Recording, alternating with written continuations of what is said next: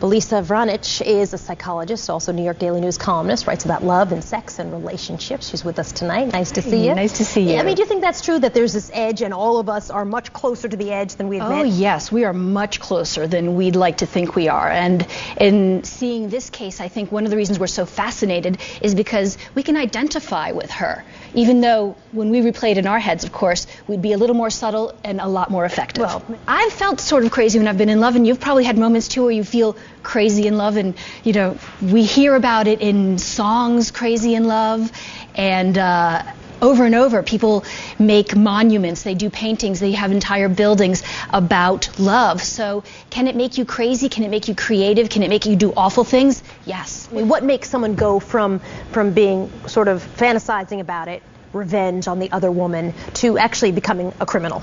Well, if it hits a nerve with them. And with Lisa, what I think happened is that it hit a nerve. Abandonment. She probably had some kind of an issue as a child, as an adolescent, with abandonment.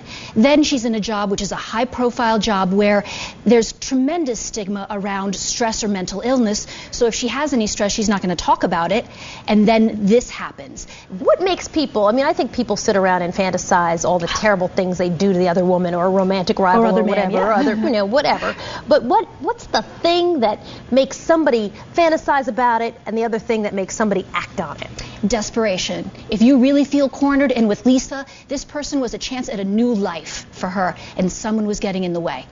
And like we've seen with the brain studies, it's less about emotion and it's more about drive. You don't have as much control over it as you think you do. Is it normal if you're sitting there plotting revenge on somebody but you don't actually act on it? I think we've all plotted. I would say yes, plotting is normal. Going out and buying the things and putting them in your trunk and taking that drive, not normal. The $900-mile drive in the diaper? Yes. Not so normal. Not so normal. Belisa Vranich, thank you very much. Appreciate it. Nice to see you tonight. So are you talking about fantasy here?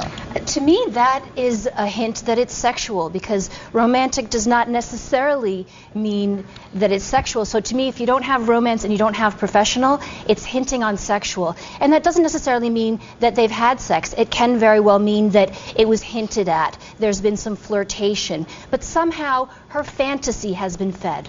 Are people embarrassed to admit that this is a train wreck of a story and they're being sucked in by it? It's visual junk food, and people do not want to admit that they actually like seeing it, that they find it hypnotic. So we're wanting to watch it, and we feel glued to every day where new information comes up about her. And we don't want to admit it. It is embarrassing that we actually are entertained by it. Cover your eyes. It was 69-year-old Hollywood legend Jack Nicholson. Stringfellows in London, Jack Nicholson decides he's going to get up on stage and do a saucy little dance on the pole. They let him do it. Well, I wasn't nude, so I mean... Just ask Colin Farrell, who recently blew some serious celebrity cash to keep the lap dances coming one night. He doesn't want to leave at 4:30. He's going to make sure it stays open just for him. Celebrities like 50 Cent have the money to throw around. So if 50 wants a seat in his car where he can get a lap dance, no problem. Your car don't got that. Live from the heart of New York City, it's The Morning Show with Mike and Juliet. She has to remember 50 is the new 40. She has to remember that the tabloids may look like all these guys are going out with younger women, but if you turn to the marriage section, the engagement section, You're right. It's not that way. It's really not that way. So what I would tell her is stop whining, get off your horse, take some initiative, and the internet is a great place. If you go to the right sites, I think it is, Matt. Are the biggest population on the internet right now are people her age. 14 million people on internet dating. There has to be men for her there. Wow. Back with Kristen McCrary, Anna Benson, Dr. Belisa Vranich, and Diana Hill.